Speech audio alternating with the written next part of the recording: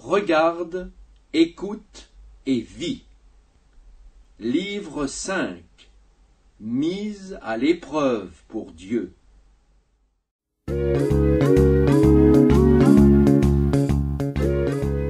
Image 1. Naaman visite la maison d'Élisée. Élisée est un homme appelé par Dieu, et par son moyen, Dieu fait beaucoup de miracles. Un jour, un homme appelé Naaman vient chez lui. Il est le chef de l'armée syrienne, et la Syrie est un ennemi d'Israël. Naaman est un homme respecté et considéré par le roi, mais il est lépreux. Il entend dire par une petite fille, servant à mener d'Israël comme esclave, que le prophète à Samarie peut le guérir. Naaman part en Israël chez le roi de Samarie avec une lettre de son roi qui dit ceci: « Je t'envoie Naaman pour que tu le guérisses de la lèpre. » Le roi d'Israël déchire ses vêtements et dit: « Suis-je Dieu pour faire mourir ou pour faire vivre ?» Élisée, l'homme de Dieu, apprend cela et envoie dire au roi: « Qu'il vienne ici et il reconnaîtra qu'il y a un prophète en Israël. » Naaman va avec ses chevaux et ses chars et s'arrête devant la maison d'Élisée.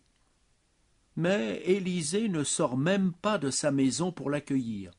Il envoie son serviteur pour dire à Naaman: « Va, lave-toi 7 fois dans le Jourdain, et tu seras débarrassé de la lèpre. » Furieux, Naaman dit: « J'étais persuadé qu'il sortirait pour me voir, qu'il invoquerait le nom de Dieu et passerait sa main sur la plaie et me guérirait de ma lèpre. » Alors Naaman part en colère.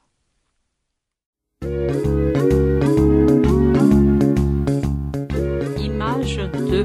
Naaman guéri dans le fleuve. Les serviteurs de Naaman parlent à leur chef et lui disent: « Mon père, si le prophète t'avait demandé de faire une chose difficile, ne l'aurais-tu pas faite? À plus forte raison, fais ce qu'il t'a dit. Lave-toi et tu deviendras pur. » Alors Naaman entre dans le fleuve Jourdain et se lave 7 fois. Aussitôt la lèpre disparaît. Il retourne vers l'homme de Dieu avec toute sa suite et dit à Élisée: « Je reconnais qu'il n'y a point de Dieu sur toute la terre, si ce n'est en Israël. » Naaman veut absolument offrir un cadeau à Élisée, mais il le refuse. Il demande alors à Élisée de lui permettre d'amener 2 charges de mulets de la terre d'Israël, car désormais il ne veut plus adorer ses fétiches, mais seulement le Dieu d'Israël. Élisée lui dit: « Va en paix. »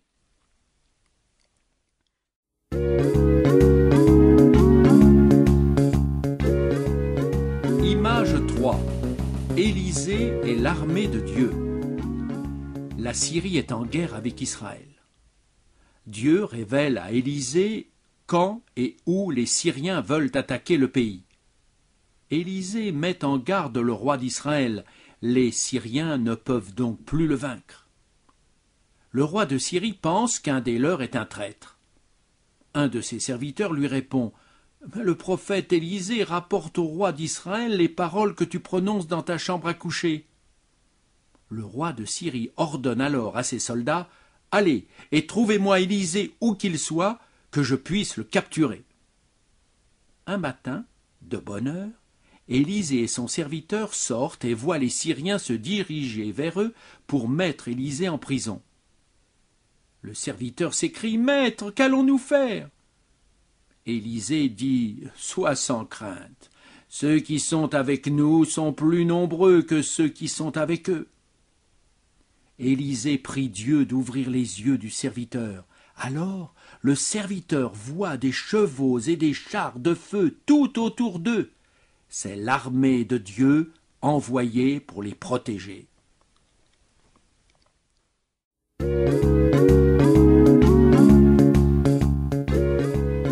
Image 4. Élisée et l'armée aveuglée. Comme les Syriens s'approchent pour prendre Élisée, il prie Dieu en disant: « Frappe ces gens d'aveuglement. » Immédiatement, tous les soldats deviennent aveugles. Élisée vient vers eux et dit: Suivez-moi, et je vous conduirai vers l'homme que vous cherchez. Il conduit tous ses soldats du roi de Syrie directement à Samarie, la ville principale d'Israël. Là, Élisée prie encore Dieu. Seigneur, ouvre les yeux de ces hommes. Alors, les Syriens voient qu'ils sont dans la ville de leurs ennemis. Le roi d'Israël veut les tuer, mais Élisée dit: Donne-leur à boire et à manger, et laisse-les partir. Le roi leur fait un grand repas, et après leur avoir donné à manger et boire, il les laisse partir. Alors, les troupes des Syriens cessent d'attaquer Israël. La Bible nous enseigne que nous devons rendre le mal par le bien, et cela peut encourager des gens à rechercher notre Dieu, qui est un Dieu d'amour.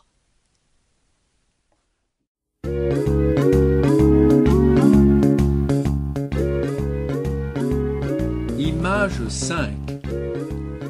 Le siège de Samarie. L'armée syrienne revient pour combattre Israël. Elle encercle la ville de Samarie pendant longtemps. Alors, les Israélites, à l'intérieur de la ville, n'ont plus rien à manger. Le roi d'Israël marche sur le mur d'enceinte de la ville. 2 femmes viennent vers lui. L'une d'elles crie au roi pour qu'il l'aide. Elle dit: Nous avons fait cuire mon fils, et nous l'avons mangé, et maintenant l'autre femme refuse de donner son fils. Le roi déchire ses habits quand il entend cela. Il est en colère parce que Dieu ne les a pas délivrés des Syriens. Il décide de tuer Élisée, le serviteur de Dieu. Alors, Élisée envoie le message suivant au roi. Voici ce que le Seigneur Dieu dit. Demain, à la même heure, la farine et l'orge se vendront à la porte de Samarie très bon marché. Un officier du roi dit, en entendant cela: Même si Dieu faisait des fenêtres au ciel, est-ce que cela arriverait? Élisée lui dit: Tu le verras de tes yeux, mais tu n'en mangeras pas.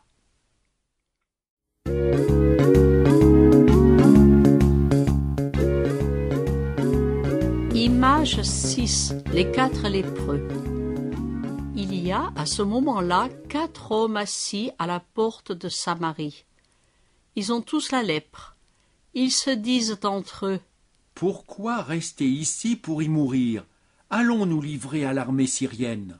Dans la nuit, ils entrent dans le camp des Syriens, mais il n'y a personne. Les Syriens ont entendu un grand bruit comme celui d'une armée en marche. Ils sont si effrayés qu'ils abandonnent leurs tentes, leurs chevaux et leurs ânes et s'enfuient. Lorsque les lépreux arrivent au camp des Syriens, ils mangent et boivent.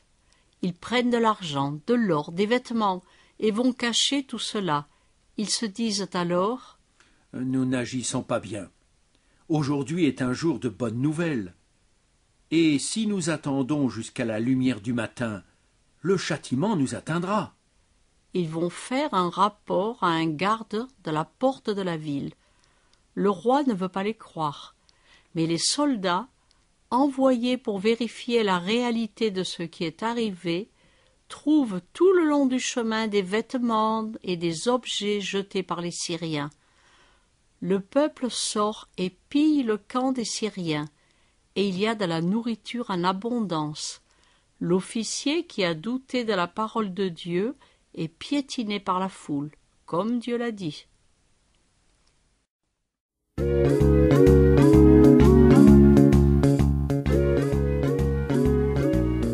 Image 7.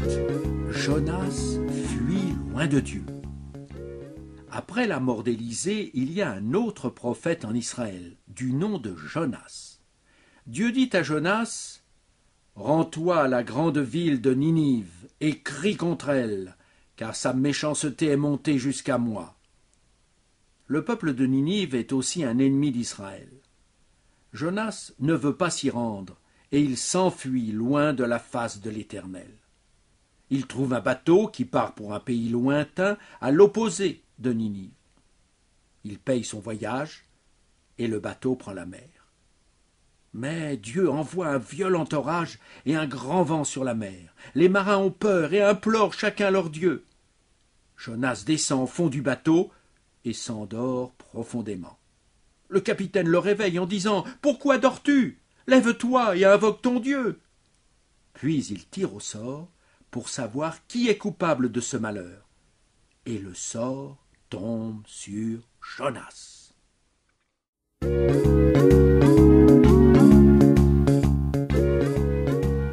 Image 8. Jonas et le grand poisson.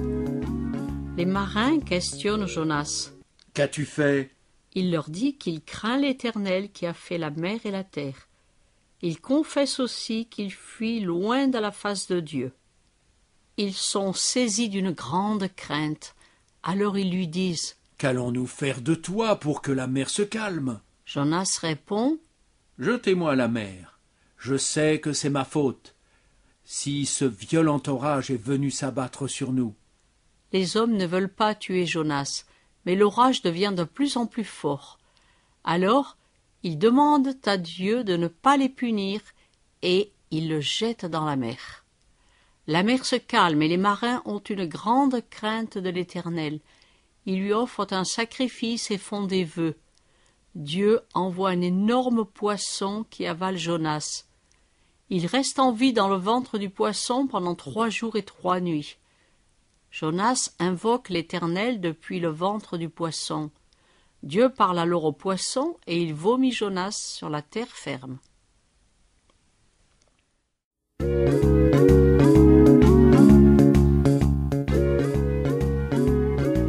Image 9. Jonas à Ninive. Dieu parle à Jonas pour la 2e fois. « Rends-toi à Ninive et prêche le message que je te dis. » Jonas obéit à Dieu et part à Ninive, une très grande ville. Il met en garde les gens en disant « Dans 40 jours, Ninive sera détruite. » Les gens croient en Dieu et proclament un jeûne. Le roi entend cela et s'humilie aussi. Il demande à ce que les hommes et les bêtes ne mangent rien, qu'ils crient à Dieu avec force et qu'ils se détournent de leur mauvais chemin. Dieu a pitié de ces gens et n'envoie pas le jugement contre eux. Mes amis, nous sommes comme Jonas et le peuple de Ninive. Nous avons tous désobéi à Dieu et commis de mauvaises actions. Nous méritons la mort. Pourtant, Dieu nous aime. Il a envoyé Jésus pour nous avertir et pour nous donner la possibilité de nous détourner du mal. Jésus est mort pour nous sauver.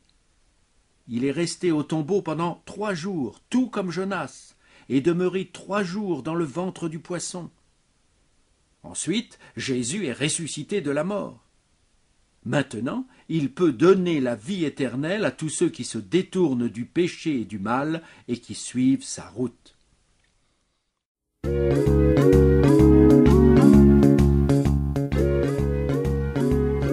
Image 10. Esther et le roi. Esther est une jeune fille juive du pays d'Israël. Mardochée, son oncle, veille sur elle, parce que ses parents sont morts. Esther et Mardochée ont été capturés avec le peuple d'Israël et déportés en Perse. Le roi de Perse est un homme très puissant. Il s'appelle Assuérus et règne sur 129 pays, de l'Inde à l'Éthiopie. La 3e année de son règne, il fait une fête luxueuse qui dure 180 jours. Le dernier jour, sous l'effet du vin, il ordonne à la reine Vasthi de se présenter avec sa couronne royale pour montrer sa beauté au peuple. Mais la reine refuse et le roi est enflammé de colère. Dans la suite, la reine est destituée de sa fonction de reine et il est proclamé dans tout le royaume que tout homme soit le maître dans sa maison. On cherche ensuite des jeunes filles vierges très belles dans le but d'en choisir une comme reine à la place de Vasthi. Esther est très belle et gagne la faveur du roi qui l'a choisie comme reine. Son oncle Mardochée lui défend de déclarer son origine et son peuple, et le roi l'aime plus que toutes les autres femmes.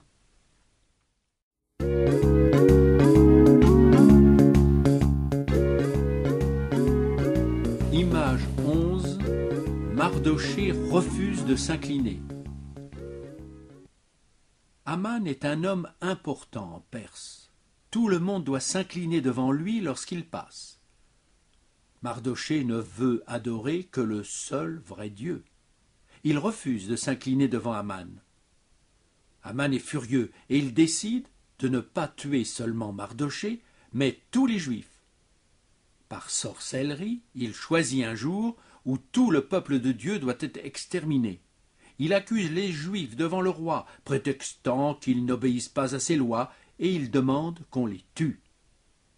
Le roi signe le document, et la nouvelle est publiée dans tous les pays.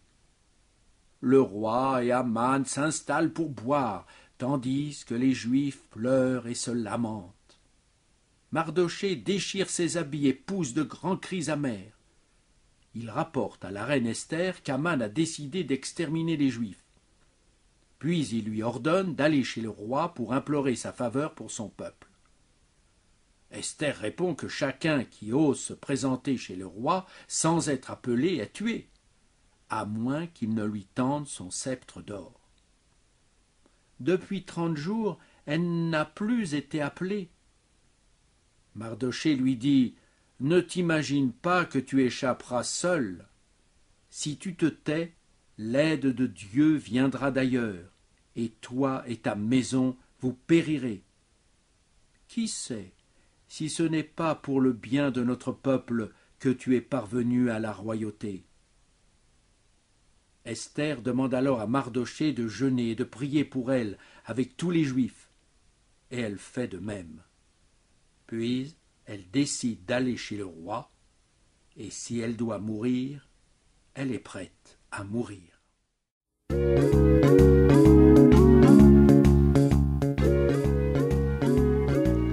Image 12. Le festin d'Esther. Après les 3 jours de jeûne et de prière, Esther se rend chez le roi et il la reçoit favorablement en lui tendant son sceptre. Esther invite le roi et Aman à un festin. Le roi lui demande « Reine Esther, que désires-tu » Elle les invite tous les deux une nouvelle fois pour une fête le lendemain, pour leur présenter sa requête.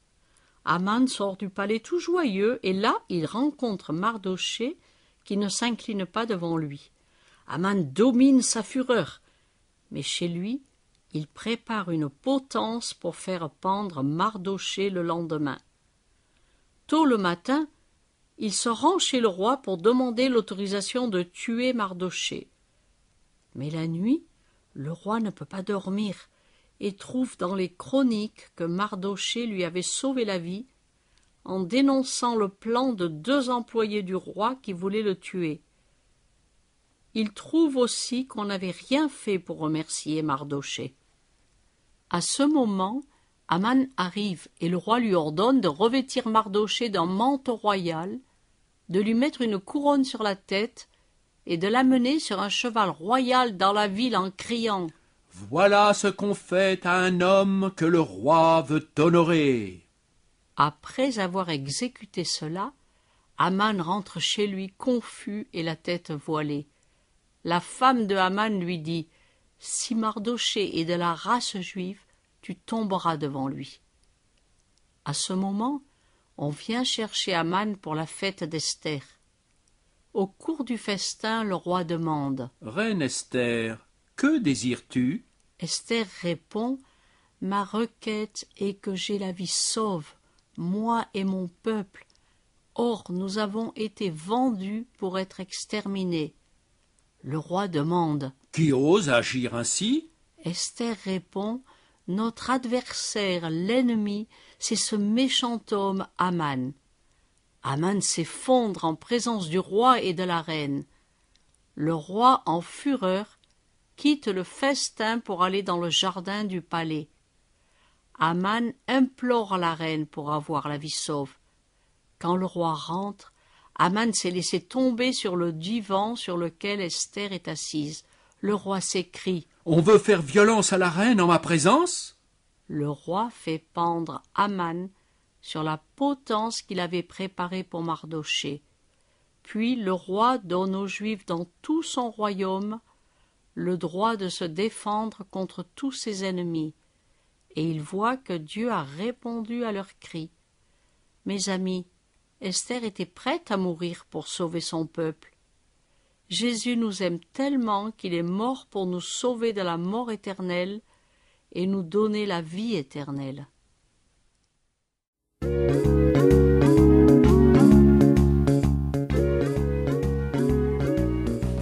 Image 13. Daniel et ses amis. Puisque le peuple juif abandonne l'Éternel, leur Dieu, et sert les idoles, Dieu permet à Nebuchadnezzar, roi de Babylone, de vaincre les Juifs et de détruire Jérusalem, leur capitale. Il emmène de jeunes Israélites de familles nobles et de race royale, des jeunes sans défaut corporel, de belle apparence, doués de sagesse, d'intelligence et d'instruction, qui sont capables de servir dans le palais du roi. Le roi choisit leur nourriture et le vin et veut les élever pendant 3 ans. Daniel et ses 3 amis, Shadrach, Meshach et Abednego, décident de ne pas se souiller avec les mets du roi qui sont d'abord offerts à leur Dieu. Ils trouvent grâce devant le chef des eunuques qui leur donne des légumes et qui constate qu'ils ont meilleure mine que tous les autres. Dieu accorde à ces 4 jeunes gens de la science, du discernement et de la sagesse. Et Daniel sait expliquer les visions et les rêves.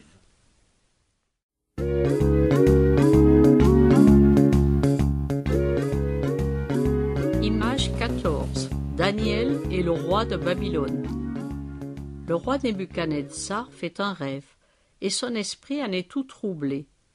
Il appelle tous les magiciens, les astrologues et les sorciers, et leur donne l'ordre de lui expliquer son rêve sans qu'il le leur fasse connaître. Ces gens lui disent « Fais-nous connaître ton rêve, et on te donnera l'explication. » Mais le roi refuse et leur dit « Si vous pouvez me faire connaître mon rêve et son explication, vous vivrez. Sinon, vous serez tués. » Les sorciers lui disent « Jamais un roi n'a demandé une telle chose, et ce sont seulement les dieux qui pourraient expliquer cela. » Le roi se met en colère et ordonne de tuer les sages. Daniel, qui a connaissance de cela, se retire avec ses amis pour prier leur Dieu d'avoir compassion d'eux. Alors le mystère est révélé à Daniel dans une vision, et il bénit l'Éternel. On amène Daniel devant le roi, et il dit à Nebuchadnezzar « Ton mystère ne peut pas être expliqué par les sages, les astrologues, les magiciens et les devins, mais il y a un Dieu dans les cieux qui révèle les mystères. Il t'a fait connaître ce qui arrivera dans la suite des temps. Tu as vu une grande statue, la tête en or, la poitrine et les bras en argent, son ventre et ses cuisses en bronze, ses jambes de fer et ses pieds en partie de fer et en partie d'argile.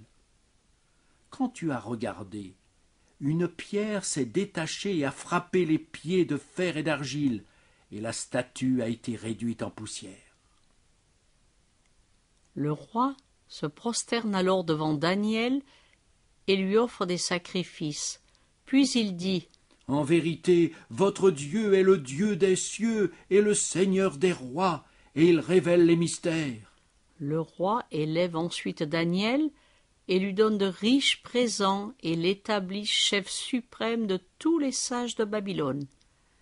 Daniel parle en faveur de ses 3 amis, et le roi leur remet l'administration de la province de Babylone.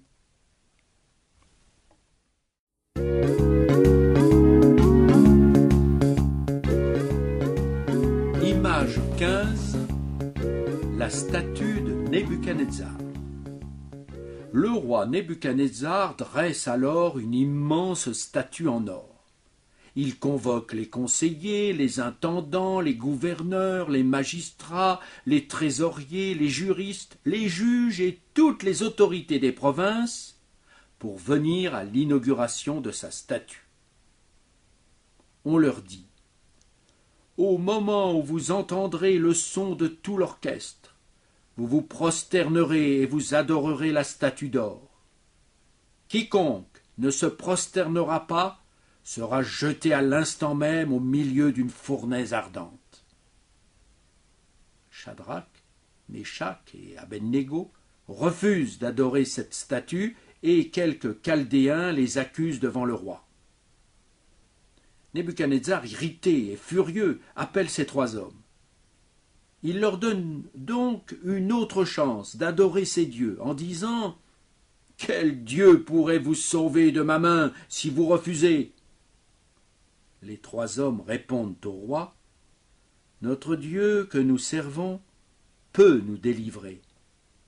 Sache que nous ne servirons pas tes dieux et que nous n'adorerons pas la statue que tu as dressée. Le roi est rempli de fureur. De notre temps aussi, Dieu nous demande de nous décider pour lui, coûte que coûte.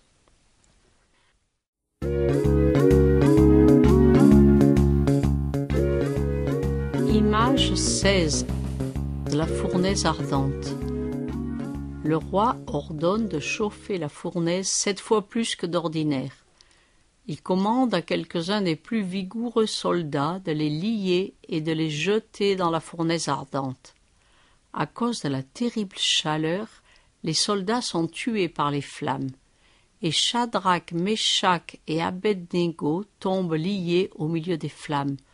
Le roi est effrayé, se lève et dit: je vois 4 hommes sans lien qui marchent au milieu des flammes, et le 4e a l'aspect d'un fils des dieux. Il crie alors: serviteurs du Dieu très haut, sortez et venez. Tous les grands voient qu'ils n'ont aucune brûlure. Leurs habits sont en parfait état, et l'odeur du feu ne les a pas atteints. Nebuchadnezzar dit alors: béni soit le Dieu de ces 3 hommes. Il a envoyé son ange et a délivré ses serviteurs. Ils ont eu confiance en lui, ils ont violé l'ordre du roi et livré leur corps plutôt que de servir et adorer tout autre Dieu que leur Dieu. Dieu donne aussi aujourd'hui à des hommes persécutés à cause de son nom la force d'être des témoins de Dieu. Faisons comme Shadrach, Méchak et Abednego.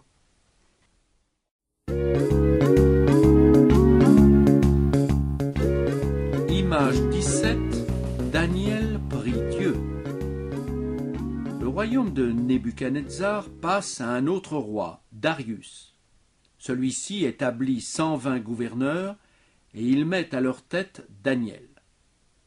Puisque Daniel fait son travail d'une manière irréprochable, le roi l'établit sur tout le pays. Les chefs et les gouverneurs cherchent un moyen pour accuser Daniel, mais ils ne trouvent rien, car il est fidèle. Ils disent alors: peut-être trouverons-nous un moyen dans la loi de son Dieu pour l'accuser. Ils se précipitent chez le roi, le flattent et lui disent que chacun qui demandera à quelque dieu ou à quelque homme quelque chose, sauf à toi, soit jeté dans la fosse aux lions. Le roi signe le document qu'ils ont préparé. Quand Daniel apprend la nouvelle, il monte dans sa maison et prie son Dieu 3 fois par jour, comme il faisait toujours. Les ennemis de Daniel le voient et l'accusent chez Darius. Le roi est très affligé et essaye de délivrer Daniel, mais les ennemis insistent que l'on fasse ce que le roi a signé. Ils réussissent à exécuter leur mauvais plan.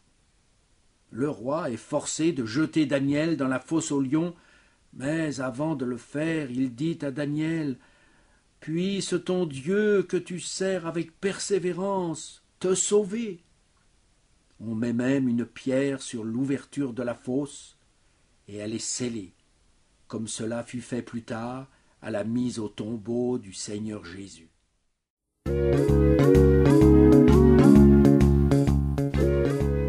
Image Image 18. Daniel dans la fosse aux lions. Daniel passe la nuit avec les lions dans la fosse. Le roi ne peut pas dormir et refuse même de manger. Tôt le matin, il se hâte d'aller à la fosse aux lions et appelle d'une voix triste et dit « Daniel, serviteur du Dieu vivant, ton Dieu que tu sers avec persévérance, a-t-il pu te délivrer des lions ?» Daniel lui répond « Mon Dieu a envoyé son ange et fermé la gueule des lions qui ne m'ont fait aucun mal. » Le roi a une grande joie et ordonne qu'on retire Daniel de la fosse. On ne trouve sur lui aucune blessure parce qu'il a eu foi en son Dieu. Le roi ordonne que les hommes qui ont accusé Daniel soient jetés dans la fosse aux lions avec leurs enfants et leurs femmes, et avant qu'ils ne teignent le sol, les lions les ont déchirés. Le roi ordonne à tout son peuple de craindre et de respecter le Dieu de Daniel, car il est le seul Dieu vivant et il subsiste à jamais. C'est lui qui sauve et qui délivre, qui opère des signes et des prodiges dans les cieux et sur la terre. Daniel prospère sous le règne de Darius et de Cyrus, qui devient roi après lui. Comme Daniel, nous devons craindre Dieu et non pas les hommes, et même dans l'opposition, continuer à adorer le Dieu des cieux.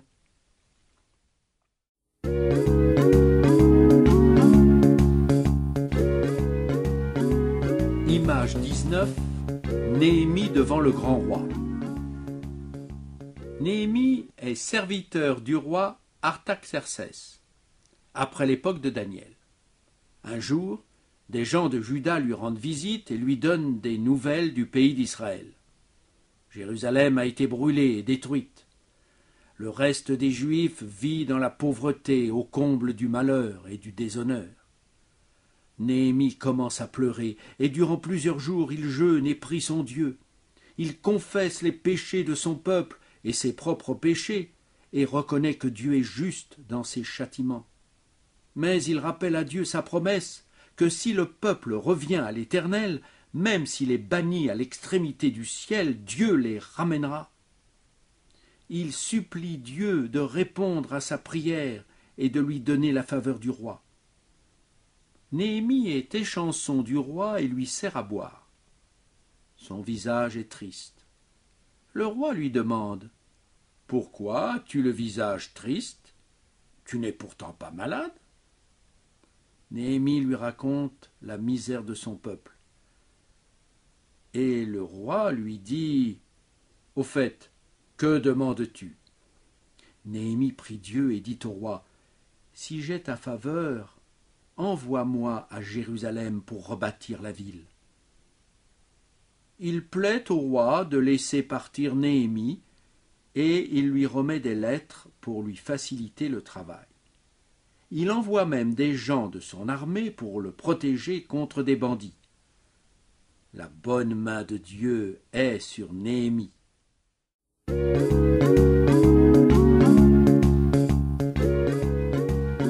Image 20. Néhémie inspecte la cité en ruine. Néhémie se rend en Israël, se présente au gouverneur et leur remet les lettres du roi. Cela déplaît fort à Sambala, Tobija et Geshem, et ils reçoivent très mal l'idée qu'un homme soit venu pour chercher le bien du peuple de Dieu.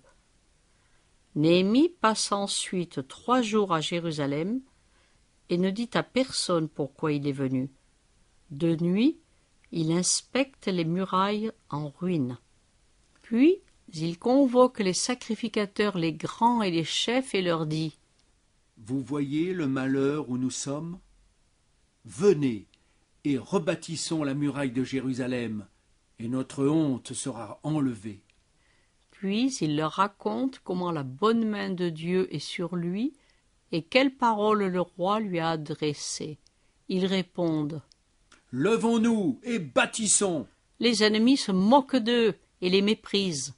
Néhémie encourage les Juifs en disant « Le Dieu des cieux va nous donner le succès. »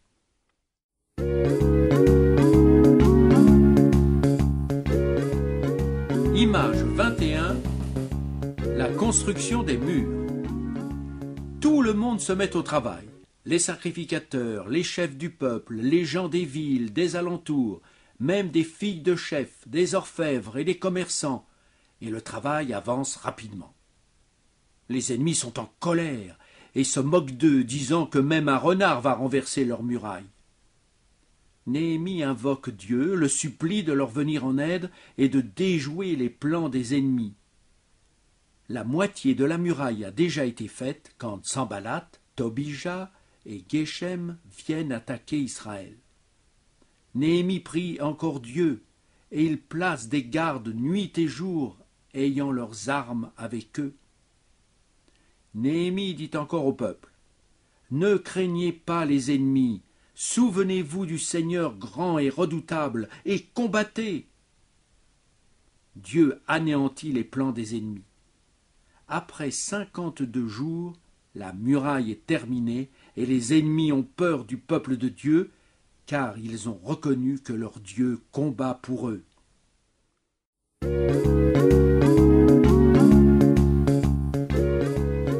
Image 22. Esdras lit la loi. Après la construction de la muraille, le peuple se rassemble à Jérusalem. Ils demandent à Esdras, le scribe, d'apporter le livre de la loi de Moïse. Il le lit aux hommes, aux femmes et à tous ceux qui comprennent, et tout le monde est attentif à la parole. Esdras bénit l'Éternel, et tout le peuple répond « Amen !» Il s'incline et se prosterne devant l'Éternel, la face contre terre. On lit distinctement dans le livre, et les Lévites donnent l'explication pour que les gens comprennent. Esdras, Néhémie et les Lévites disent aux gens « Ce jour est consacré à l'Éternel. Ne soyez pas dans le deuil et les pleurs. » Car beaucoup de personnes pleurent, ayant reconnu qu'ils ont péché contre Dieu. Pour nous aussi, la parole de Dieu est très importante. Elle nous révèle Dieu, nous fait connaître sa volonté, nous enseigne la crainte de Dieu et promet la vie éternelle à celui qui croit et qui obéit.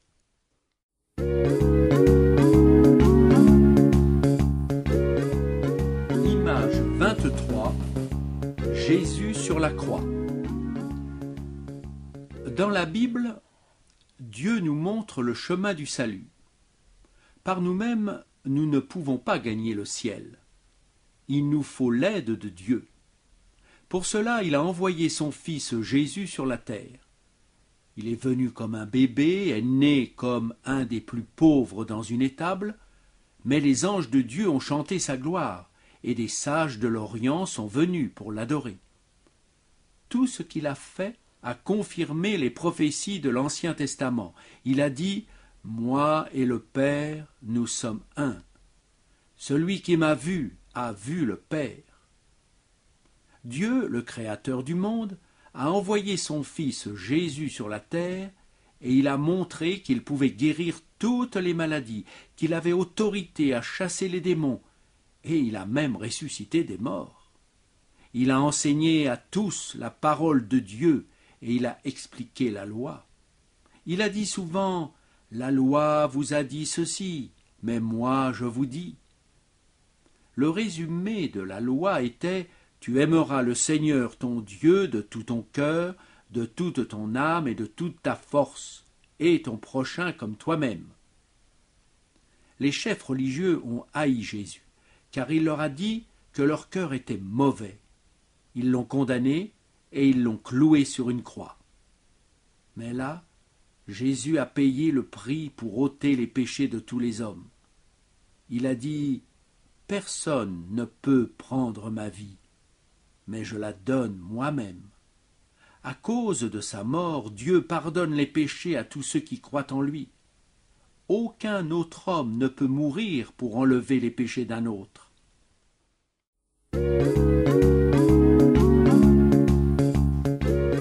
Image 24.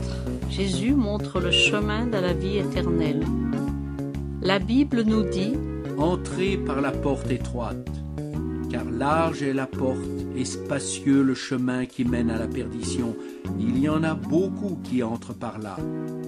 Mais étroite est la porte, et resserré le chemin qui mène à la vie, et il y en a peu qui le trouvent. Dieu nous appelle à prendre une décision radicale, de nous détourner de nos mauvaises voies, de demander pardon à Dieu et de croire au Seigneur Jésus. Jésus a dit « Venez à moi, vous tous qui êtes fatigués et chargés, et je vous donnerai le repos. » Le chemin de Jésus est difficile, mais Dieu nous promet qu'il sera avec nous, même si les hommes nous rejettent, nous haïssent ou nous tuent. Jésus a souvent dit à ses disciples « N'ayez pas peur, ne craignez pas. » Nous serons persécutés, rejetés et haïs. Le chemin de Jésus mène au ciel. Là, il n'y a plus de souffrance. C'est un endroit où la paix et la joie sont éternelles. Et Dieu est présent. Jésus dit « Je suis le chemin, la vérité et la vie. Nul ne vient au Père que par moi. » Alors, priez Jésus dès maintenant. Demandez-lui de vous montrer comment le suivre sur le chemin qui mène à Dieu et obéissez-lui.